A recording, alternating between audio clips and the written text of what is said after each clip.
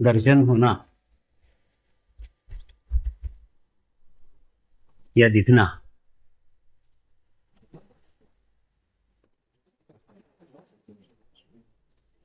दोनों ही प्रक्रिया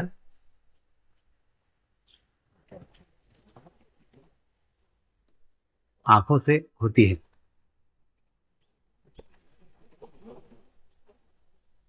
और आंखों का संबंध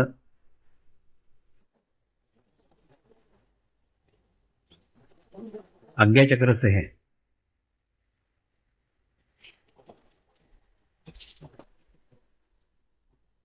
यानी हमको कोई समाधिस्थ गुरु दिख रहे हैं,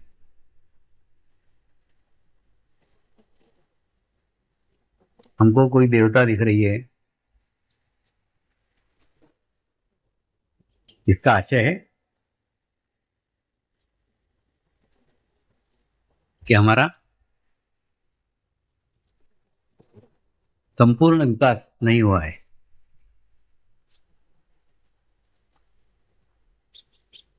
क्योंकि आज्ञा चक्र पे हमें वो दिख रहा है जो हमने हमारे चित्त में बिठाया हुआ है। ये ठीक वैसा ही है जैसे फ्रिज में आपने अगर ब्रेड रखी है तो आपको ब्रेड दिखेगी, फ्रिज में अगर आपने मक्खन रखा है तो आपको मक्खन दिखेगा। ठीक उसी प्रकार से अगर आपको कोई देवता दिखते हैं तो देवता आपने आपके चित्त में बिठाए हुए हैं। सिर्फ आपका देवस्थान जागृत हो गया तो वहां पे रखी हुई देवता के आपको दर्शन हो गए। या आपका गुरु स्थान जागृत हो गया तो आपको उस देवता के दर्शन हो गए, उस गुरु के दर्शन हो गए जो आपने आपके चित्त में बिठा के रखा हुआ था। लेकिन हम पूर्णत्व तक नहीं पहुंचे हैं, सहस्त्रार तक नहीं पहुंचे हैं। और सहस्त्रार पे पहुंच जाने के बाद हमको कोई दर्शन नहीं होते, होती है सिर्फ अनुभूति, होते हैं सिर्फ वाइब्रेशंस, होता है सिर्फ चैतन्य। कुछ भी नहीं दिखता है लेकिन महसूस होता है। महसूस वो माध्यम होता है जिस माध्यम से वो चैतन्य बह रहा है। प्राय हम भूतकाल में ही रहते हैं। इस बात को माने या न माने ये सत्य है, कटु सत्य है कि हम भूतकाल में ही रहते हैं। जबकि मैं बार बार कह रहा हूं कि भूतकाल को छोड़ के वर्तमान काल में आ जाओ, प्रेजेंट में आ जाओ। और भूतकाल में रहते हैं इसीलिए हमको भूतकाल के देवता, भूतकाल के गुरु, भूतकाल के समाधिस्थ गुरु दिखते हैं। और हम चैतन्य को भूतकाल में से ही लेने का प्रयास करते रहते हैं, प्रयत्न करते रहते हैं। तो जबकि चैतन्य अनुभूति वर्तमान काल की होती है, हमको वर्तमान काल में रहना पड़ेगा। परमात्मा, परमेश्वर अविनाशी है, वो कल भी था, आज भी है और कल भी रहेगा। लेकिन कल का परमेश्वर हमारे करीब का नहीं है, हमारे पास का नहीं है। हमको आज का परमेश्वर ढूंढना पड़ेगा, आज का परमात्मा ढूंढना पड़ेगा। ऐसा कौन सा माध्यम है जिस माध्यम से हम परमात्मा तक पहुंच सकते हैं, जो हमारे पास का है, जो हमारे वर्तमान का है। आप में और मेरे में यही अंतर है। जब मुझे मेरे गुरुदेव के माध्यम से अनुभूति प्राप्त हुई, ऐसी अनुभूति मेरे को जीवन में कभी नहीं मिली थी। और वो अनुभूति होने के बाद में मेरे को कोई भूतकाल के गुरु याद नहीं आए, मेरे को कोई भूतकाल के भगवान याद नहीं आए, किसी को भी याद नहीं किया, किसी को भी नहीं देखा। देखा तो सिर्फ अपने गुरु को देखा और गुरु के माध्यम से सबको देख लिया, फिर कुछ देखने की इच्छा ही बाकी नहीं रही।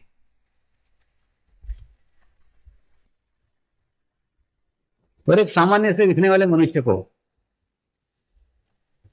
एक सामान्य से दिखने वाले शरीर को, ये जानते हुए कि ये परमात्मा नहीं है, ये परमेश्वर नहीं है, ये सामान्य शरीर है, लेकिन उसी शरीर को अपना सर्वस्व मान लिया, उसको परमात्मा मान लिया, क्योंकि परमात्मा मेरे को उस माध्यम से मिला था, तो मेरे लिए वही परमात्मा हो गए।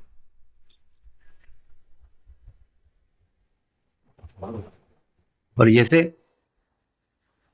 ये जीवंत सामान्य मनुष्य को, ये मनुष्य है, ये जानते हुए भी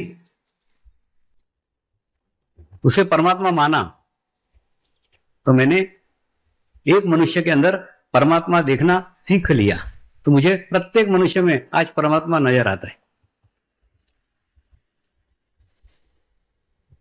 तो समर्पण ध्यान प्रत्येक मनुष्य के भीतर के परमात्मा को देखने का ज्ञान है, ये नॉलेज। अगर आपको भी जिस अर्थ में मैंने लिया है उसी अर्थ में अगर आपको प्राप्त हो गया है, अगर आपको आपके गुरु में परमात्मा नजर आने लग गया,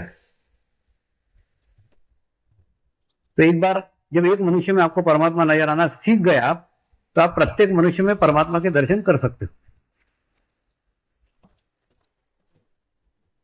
कई बार मां रहती कि नहीं, बच्चे को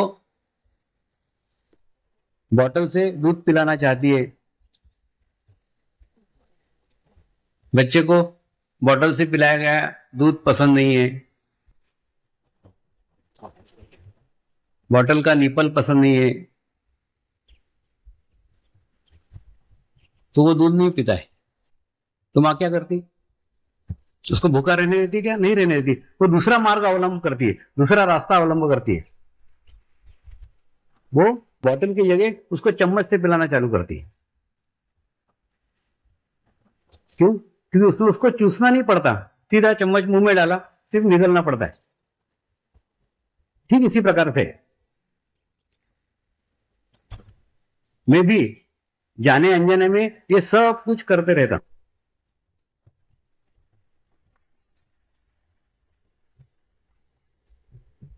उनको गुरु तत्व से मिलाना,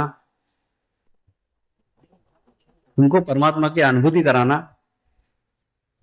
एक ही उद्देश्य रहता है। आप जिस तरीके से करो, जिस मार्ग से करो, उसके लिए मैं वो बताते नहीं बैठता कि ये मार्ग अच्छा है, ये मार्ग बुरा है। तुम जिस मार्ग पे चल रहे हो, मैं उस मार्ग पे आके तुमको मिलता हूं।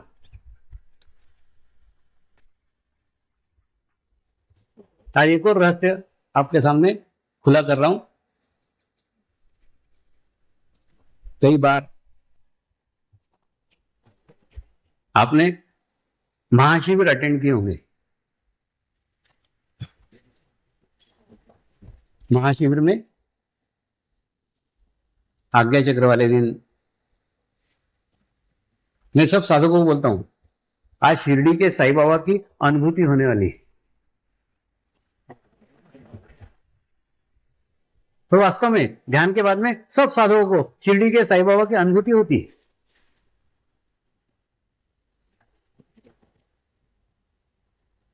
अब थोड़ा सा वर्तमान के धरातल पे उतर करके सोचो,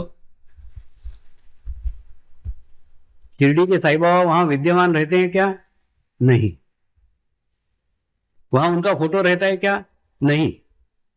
वहां उनकी मूर्ति रहती है क्या? नहीं। ऐसा कोई माध्यम नहीं है जिस माध्यम से शिरडी के साईं बाबा की आपको अनुभूति है। ऐसा कोई भी अनुभूति का माध्यम वहां नहीं रहता।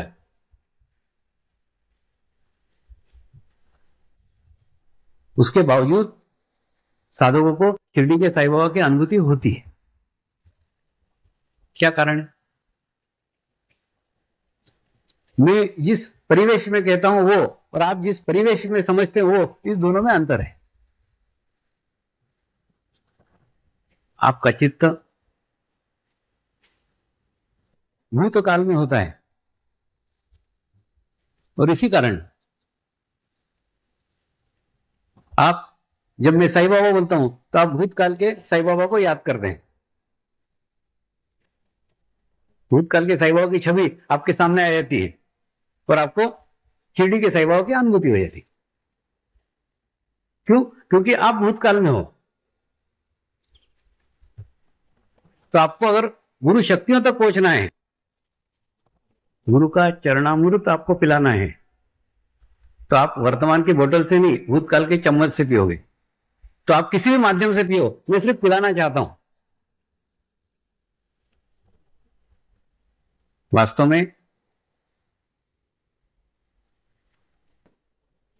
तुम्हारे साईं बाबा और मेरे साईं बाबा में अंतर है। तुम्हारे साईं बाबा का अर्थ शरीर से है, मेरा साईं बाबा का अर्थ है साईं यानी साक्षात ईश्वर, जो वर्तमान में प्रेजेंट है, जो कल भी था, आज भी और कल भी रहेगा। लेकिन उस चैतन्य को, उस गुरु शक्तियों को, उन गुरु शक्तियों के अमृत को आप पहचानते नहीं है, क्योंकि आप प्रेजेंट में नहीं है। आपका चित्त भूतकाल में है, इसलिए भूतकाल के माध्यम से आप उसको पहचान पाते हैं, वर्तमान काल के अमृत से नहीं पहचान पाते। तो मेरा उद्देश्य है आप उसको मिलो, आप उसको जानो, आप उसको पहचानो, आप उसको ग्रहण करो। आप भूतकाल के माध्यम से ग्रहण करो, भूतकाल के माध्यम से बताता हूं।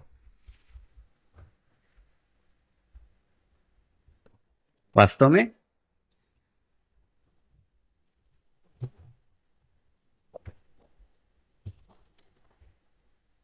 गुरु शक्तियों का चैतन्य अलग अलग नहीं होता, उसका स्तर अलग अलग हो सकता है, लेकिन चैतन्य समान है। कहीं ज्यादा कहीं कम हो सकता है, लेकिन चैतन्य चैतन्य है, वो चैतन्य में प्रकार नहीं है। तो गुरु शक्तियों का चैतन्य समान है, एक सा है, लेकिन समान चैतन्य को आप वर्तमान काल में नहीं ग्रहण करते, आप भूतकाल में ग्रहण करते हो। तो मैं आपके लिए भूतकाल में जाता हूं और भूतकाल में जाके आपको चम्मच से पिलाता हूं। आप किसी भी माध्यम से पियो, किसी भी तरीके से पियो, मेरा कार्य तो संपन्न हो ही जाता है। ठीक उसी प्रकार से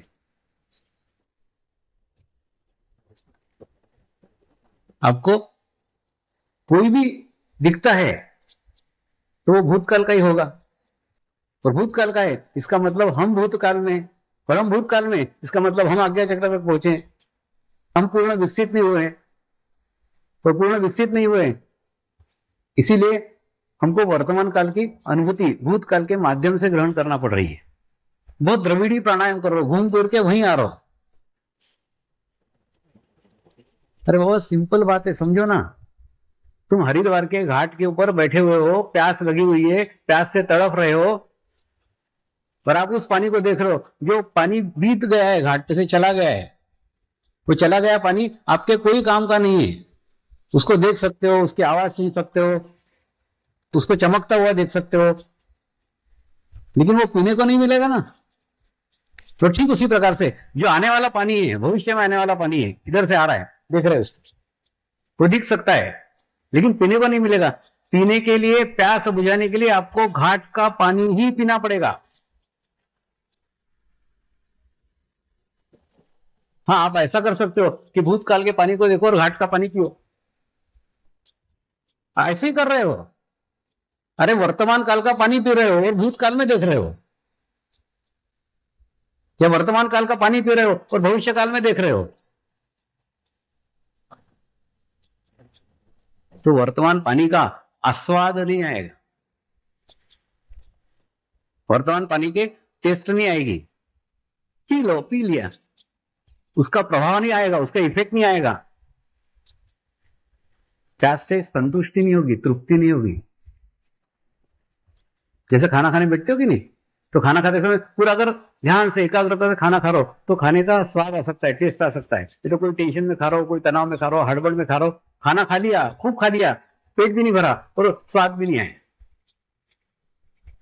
तो तुम्हारी प्यास ऐसी है, जो प्यास बुझाते हो उसके बावजूद भी प्यास नहीं बुझती। पी रहे हो, पी रहे हो, पी रहे हो, लेकिन प्यास ही नहीं बुझती, क्योंकि पानी के ऊपर चित्त ही नहीं है। तो मैंने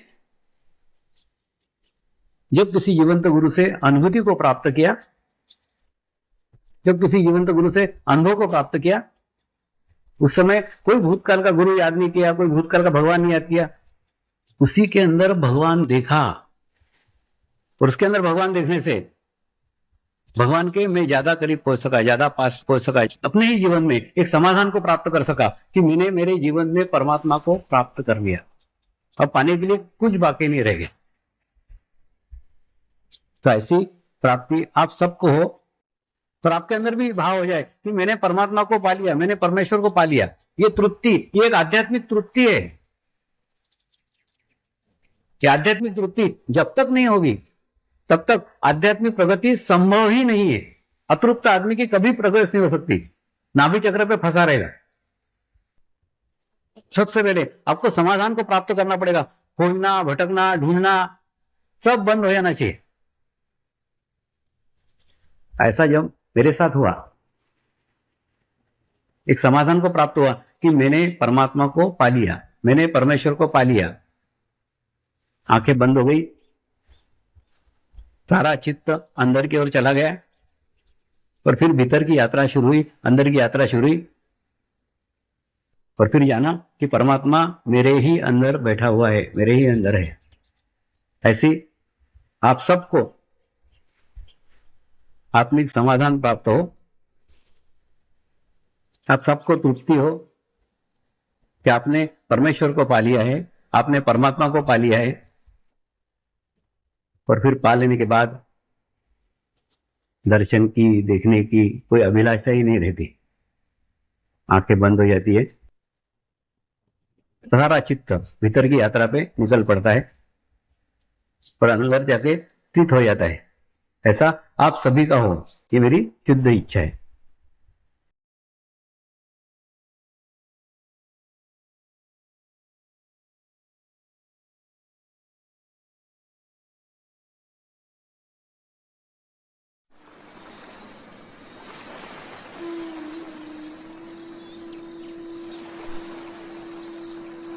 गुरुर्ब्रह्मा गुरुर्विष्णु गुरुर्देवो महेश्वरा, गुरुर्साक्षात् परब्रह्म तस्मै श्री गुरुवे नमः।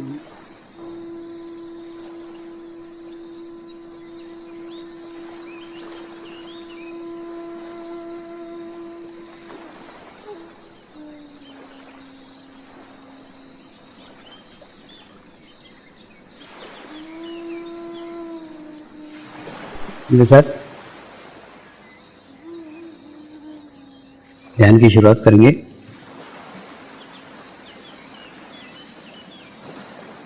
मैं एक पवित्र आत्मा हूं, मैं एक शुद्ध आत्मा हूं, मैं एक पवित्र आत्मा हूं,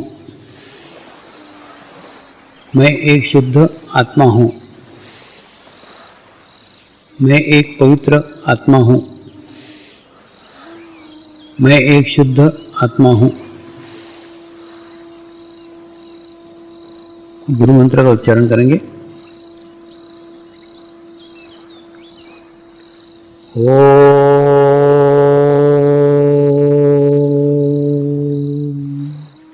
श्री शिवकृपानंद स्वामी नमो नमः। ओम श्री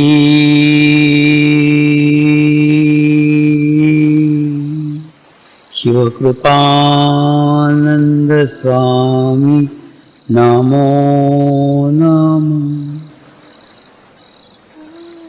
ओम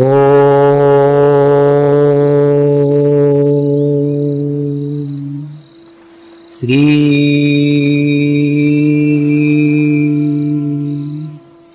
शिवकृपानंद स्वामी नमो नमः।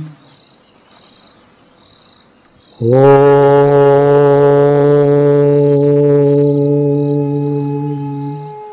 श्री शिवकृपानंद स्वामी नमो नमः। ओम श्री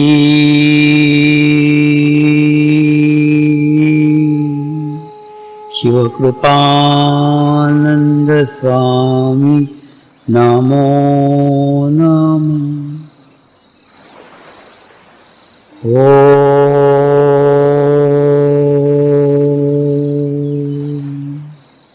श्री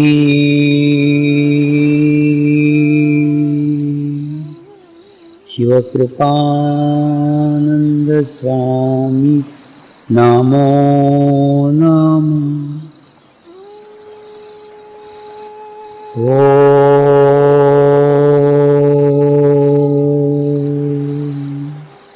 श्री शिवकृपानंद स्वामी नमो नमः। ओम श्री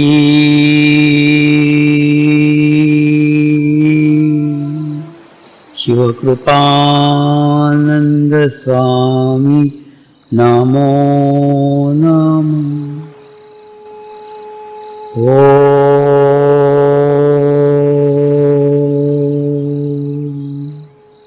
श्री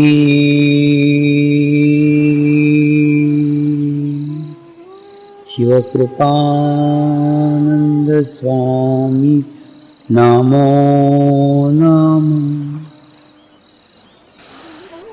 अपने चित्त को तादुआ को रख के ध्यान दें।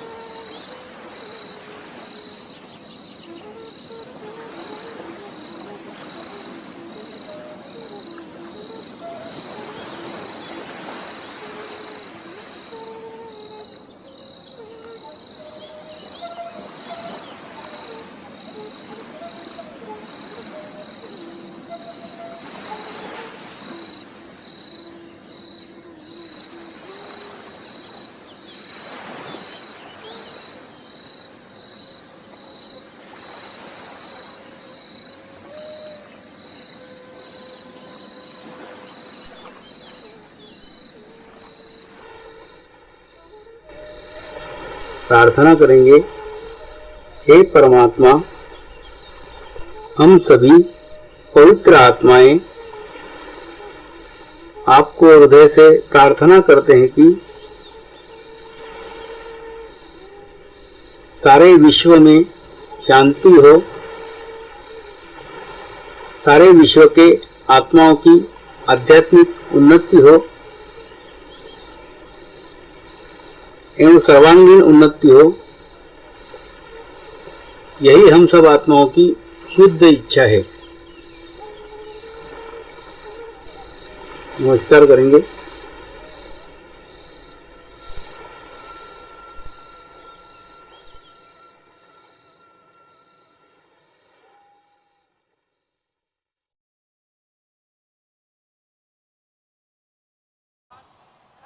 शांति पाठ करेंगे। ओम द्योः शांति अंतरिक्षगम शांति पृथ्वी शांति रापः शांति रौषधयः शांति वनस्पतयः शांति विश्वे देवाः शांति ब्रह्म शांति सर्वगं शांति शांतिरेव शांति श्यामा शांतिरेधि। ओम शांति शांति शांति सर्वारिष्ट सुशांतिर्भवतु।